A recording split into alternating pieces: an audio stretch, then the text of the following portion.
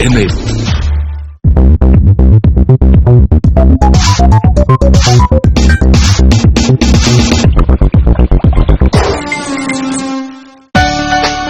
On the 1st of May 2015, Gujarat will be celebrating its 56th Foundation Day. In the past 5 decades, the state has transformed radically and has become one of the most glorious and prosperous states of India.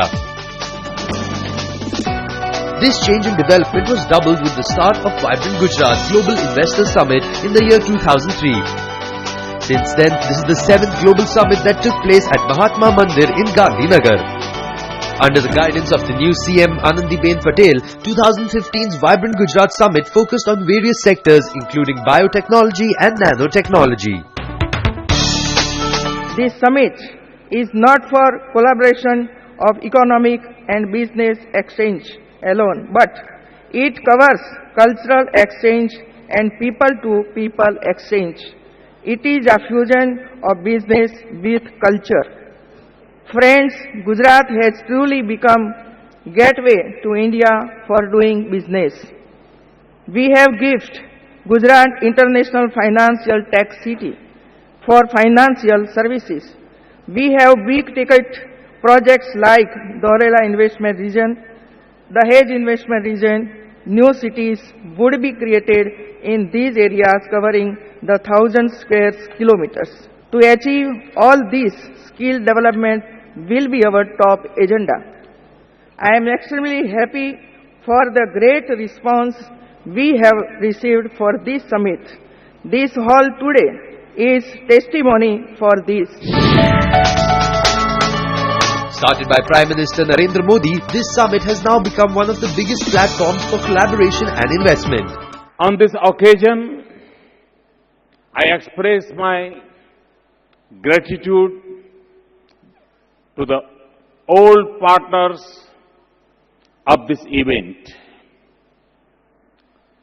Both countries and organizations, these include Japan and Canada. Without that support, this event could not have come this far. I also welcome warmly and thank new partners like USA, UK, Netherlands, Australia, Singapore, and South Africa for joining this event. Your partnership has enhanced the enterprising spirit of 60 million Gujaratis. It had boosted the morale of 1.2 billion Indians. I'm sure all of us, from the Secretary General of UN to the President of the World Bank, from the leaders of the strongest economies to the delegations of the small countries, from CEOs of Fortune 500 companies to startup entrepreneurs, all want the planet Earth become a better place to live. Thus, our meeting here is not just a meeting of hands, but also of hearts. Union Minister of Urban Development, Housing and Urban Poverty Alleviation, Mr. M. Venkaiah Naidu, gave an inaugural speech during the session held in Smart Cities for Next Generation. Speaking about the progress of Gujarat, Mr. Naidu also highlighted the need for competitive development. This Gujarat, Vibrant Gujarat, is a demonstration of the will of the people of Gujarat. And this is giving inspiration to other states. I am very happy. Now there is a competition, there is a Bengal summit, there is an Andhra summit, there is a Karnataka summit, there is a Maharashtra summit. Yes, all these things should happen. Every state must compete with the other state. Competitive development should be the need of the hour. हम आगे बढ़ना, गुजरात से भी आगे बढ़ना, प्रयास करो, कोई प्रॉब्लम नहीं है. तेजी से आगे बढ़ना, जनता का उत्थान करना, सबका साथ, सबका विकास. That is the theme. Shankar Chaudhary, Minister of State for Urban Housing in Gujarat, highlighted the need of strategic planning for the new cities, which will enable the youth to participate in the process of the development of the state.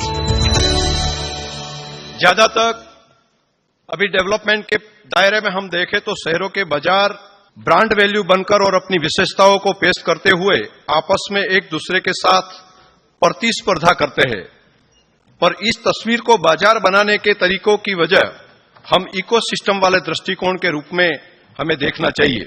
इस प्रतिस्पर्धा में eco को संभालते हुए हम दुनिया में पीछे नहीं रह सकते।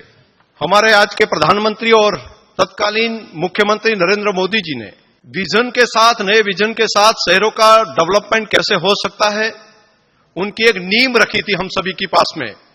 वो स्मार्ट सिटी, आज का जो हमारा सपना, यहां पर गिफ्ट सिटी की बात हो, रिवर फ्रंट की बात हो, या शहरी आवासों की, एफोर्डेबल हाउसेस की बात हो, एक नया विजन के साथ हम आने वाले समय में कैसे आगे बढ़ सकते हैं, वो एक नया विजन दिया। और वही विजन को हमारे अभी के मुख्यमंत्री आदरणीय श्री आनंदीबेन पटेल और तेजी से आगे बढ़ा रहे हैं।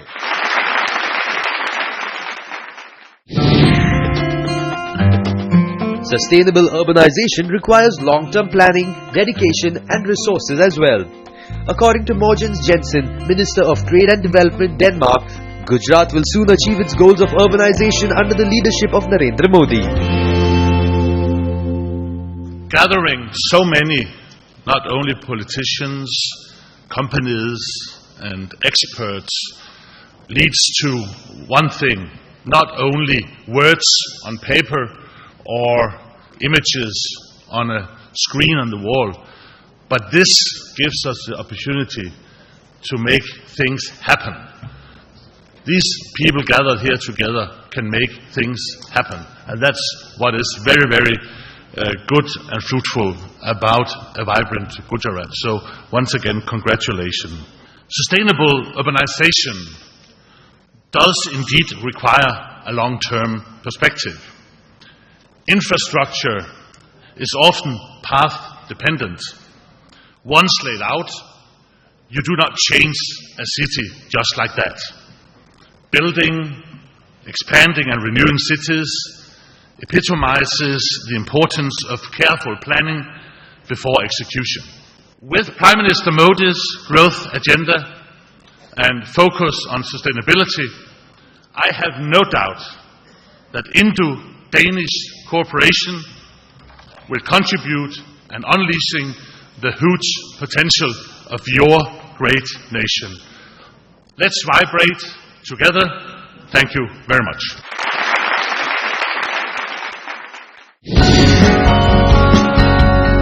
In the concluding remarks before starting the presentations on smart cities, G.R. Aloria, Additional Chief Secretary of Urban Development Gujarat, spoke about the new policies introduced for affordable housing and many other achievements of Gujarat.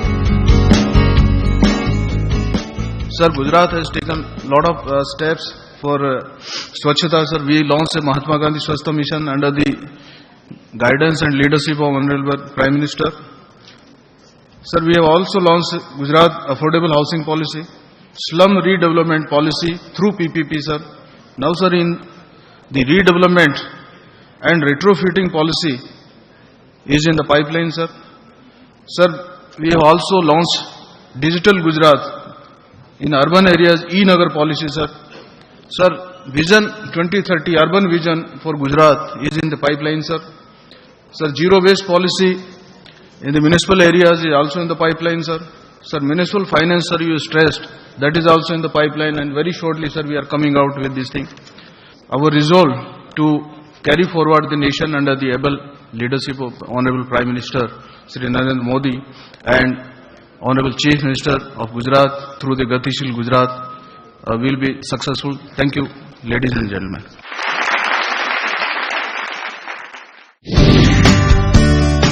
Among the diverse themes of the seminars, today we will highlight the topics discussed in the seminar held on smart cities for the next generation.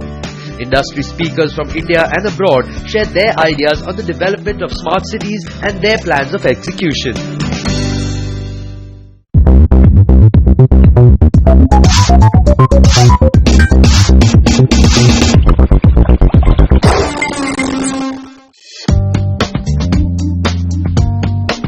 Session 1 of the International Conclave of City Leaders addressed the requirement of 4S in the building of smart, sustainable, safe and secure cities for the next generation. Stephen Beatty of KPMG Canada gave a brief introduction on the conceptualization and construction of a smart city. We've talked about the historic cities, the US cities, and we'll come back to that. But what I'd like to talk about is something that embodies a focus on the taxpayer and the user, that allows people to do service-level approach to planning.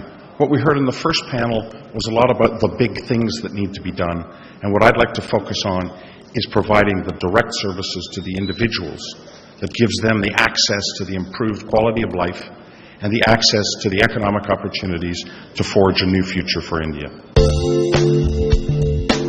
Through his presentation, Stephen Beatty pushed for the need for digitization in order to build competitive, safe and secure cities in India. Revisiting the smart city, clearly digital access is important, and digital access is a facilitator to the individual's role in society. It is not a precursor and it is not a replacement. And so there's a great need to focus on ICT as the facilitator rather than the core of an individual's relationship with the city and with his or her government.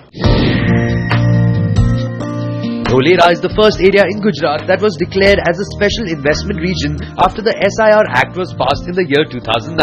Project Director of Delhi-Mumbai Corridor Development, Mr. Jagdish Salgaonkar, enlightened the audience with the development and progress happening on the Dholera Smart City project. A lot of questions come up as to why is Dholera so far away from the nearest metropolitan city. People would think that maybe the chances of developing a brand new greenfield city is closer to an existing metropolitan community. The fact is that when you locate yourself to an existing major township, the land is very difficult to get, it's expensive, and building people consensus is extremely difficult. Being a greenfield project and the way we wanted to build it, it's starting from scratch and taking it in a remote area made more sense. But in order to make it successful, we need connectivity. And that's what we are providing. We are providing connectivity through a new expressway between Ahmedabad and Dholera. It's a 6-lane expressway. And we are also providing connectivity through rail lines as well as a metro rapid transit system. Dholera Smart City is not only going to benefit in terms of a new township for the people, but it will generate employment for thousands of people. At the same time, the Gujarat government also keeps a leash on pollution by excluding the polluting industries from DSIR. This is what it looks like now. Pretty pristine land, open wide spaces, totally green field. The largest town is the town of Dholera. That's where it gets its name from, and its inhabitants are a total of 5,300 people. When it's completed in 30 years, the total population expected is about 2 million people, and we hope to create about 800,000 plus jobs, creating a more vibrant economy in Dholera. The industries, when completed, that are going to be targeted fall in these categories. By policy, we have excluded polluting industries. Gujarat has a statute that they have grouped industries into 3 categories, red, green and yellow. The red are the polluting industries by certain definitions, essentially create a waste that cannot be recycled or reused. Gujarat has plenty of those, especially in the petrochemical textile. So this SIR is going to exclude all polluting industries, but whatever you see on the list there is the kinds of industries we are right now signing MOUs for.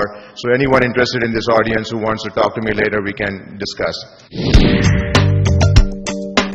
The second session of Smart Cities enlightened the 4 Ps, that is Public-Private People Partnership for Smart Affordable Housing. Sameer Sharma, Joint Secretary of Housing and Urban Poverty Alleviation, India, gave a presentation on Public-Private Partnership, that is the PPP model, and the policies for the execution of this model. As you are all aware, Honorable Prime Minister has been saying People's Public-Private Partnership. So what he's done is to add another P to the existing PPP. And the way we have sort of made it operational is that we have to involve the people in policy formulation and execution. Moreover, this is an iterative process which goes back and forth. And that's important. All of you, when you make a house, it's so personal. You have to be involved. Explaining the difference between complete homelessness and housing poverty, Sameer Sharma threw light on solving the housing problems of the low-income group category, which mainly resides in self-built and inadequate housing. One way of viewing housing is the shortage of housing. And generally all estimates come to around 18 to 19 million units shortage. Now this also includes, besides homelessness, the houses which are congested, which are obsolescent, and which are nearly unserviceable, but people are staying there. Around 15 million houses belong to this category. Primary issue is the income. This is the EWS and LIG, who account for around 95% of the housing shortage, cannot afford a home we are giving them. And they do live in self-built and inadequate housing. Again, go back to the idea of housing poverty. Now just see this. This shows you the percentage of housing shortage by income groups from 2007 to 2012. As you can see, around 90% is of EWS and LIG. Anuradha Ramaswamy from Minnesota, USA presented case studies from 3 different countries which highlighted the efficient way to build an environmentally sustainable city with healthy and safe living conditions. This is a neat picture of Shanghai as it is today, and this is Shanghai in 1990. And you can see just by toggling how radically different it is. But our issue is not that we all want to become Shanghai. We wish we could all become a financial hub, but the reality is we're going to have cities that are small. A good example would be 1 or 2 million in population. 60% of future cities are actually going to be this size. As cities grow bigger, beyond 2 million, we think is sort of a break point. This is looking at data globally. The cities become diverse. You have a mix of activities. They could be trade balanced. And in some extent, it's useful to say how big is a city that you can deal with it? Or how big is a city that you can't deal with it? Do we say what's an optimum size of a city? So those are the types of questions we're asking in the context of building homes for people. If we really want to understand the trade-offs, we're not going to get health, environmental sustainability, growth, and livability just by magic. There's going to have to be tough decisions. There are going to have to be trade-offs. And we're going to have models to understand which are the win-win situations and which are the situations where you're going to have to make tough decisions, where you're going to have to make trade-offs. The third session covered the 4 E's, that is effective, efficient, economical and eco-friendly ways for the development of smart cities.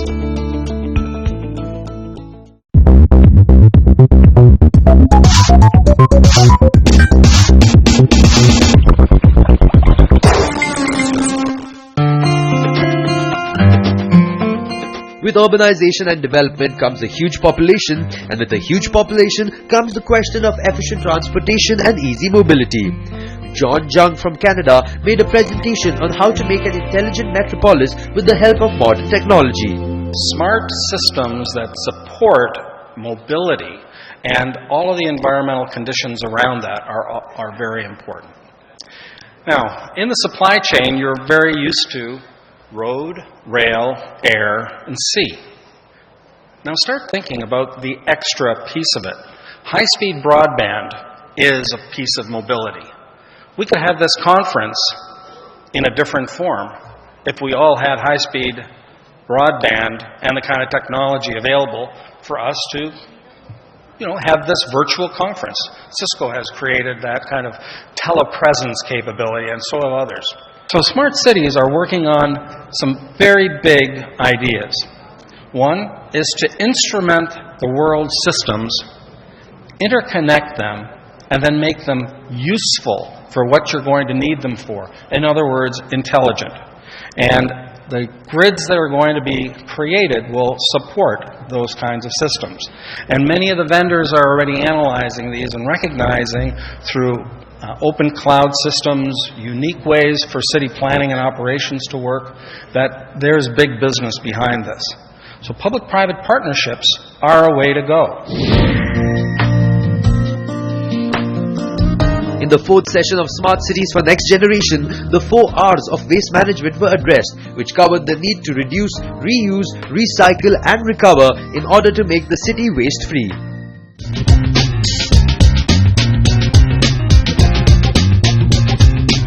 A.V. Rabinovich from Israel spoke on wastewater management and how with the collaboration of the local government in Gujarat, it can be implemented in the Smart Cities for Next Generation project. Clever city should be prepared to disaster and emergencies, and therefore we created this international organization together with All India Institute of Local Self-Government, which one of the stations is based here. And I invite everybody of you who deal with Clever City to join us, not only in innovation, but also to be prepared for the innovations. This is a company called LTD, which means at the end of the day, they have to show profit. And what happened with the profit is not going to the pocket of the people. All the income that come to this company are coming back to the municipalities. I repeat, all the income from this tender, from this work, and I'm speaking of a small country of 8 million people, turnover of $1.2 billion, not million, billion dollars a year. Can you imagine that all this transaction at the end of the day is coming back to the municipalities? The municipalities are doing the transaction with the company, and the company at the end of the day, they show transparency, they show good quality, and at the end of the day, they got the money back. So this is one method that I invite the region here, Gujarat, to join the All India Institute of Local Self-Government together, and we are ready to support you, and we are ready to give you what we succeed to do in 20 years in this case, in order that you will also benefit from what we succeed to do.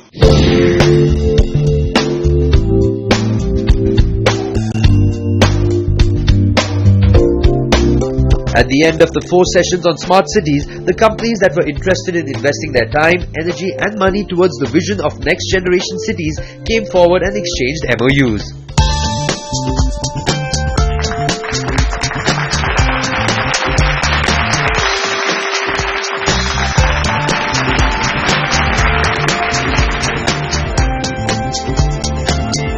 The International Conclave of City Leaders, comprising of 4 sessions on conceptualizing and designing of smart cities, proved to be of great help both in terms of knowledge and investment.